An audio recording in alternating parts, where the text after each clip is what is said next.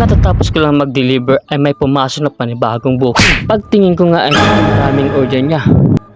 Bago ako pumunta, para madali nag-message ako sa store para ma-prepare nila ang order ni customer para hindi sayang ang oras. Jollibee nga pala ang order ni customer. Mga kasayon. Pagdating ko nga sa Jollibee ay dumatsa ako sa claiming area. Sakto may isang crew na nakaabang. Nilapitan ko at tinanong ko na ready na ba ang food na in-order ko. At dito na nga mga kasan ay wala silang natanggap na order na galing sa akin. Dali-dali ako nag-order sa counter at para ma-prepare nila agad ang order customer. Ito na mga kasan ay tinawag ng numero ko sa claiming area. Para ako makasigura na kumpleto at sakto ang order na inalabas ay pinadouble check ko muna. May mga instances mga kasayon na kulang ang item na inilalabas.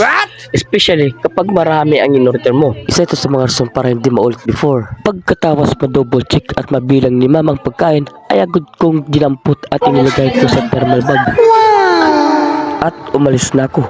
Nandito na pala ako mga kasayon sa Assumption Academy at kararating ko lang. At dito nga mga kasayon ay tinawagan ko na ang customer para bumaba at kunin ang kanyang order.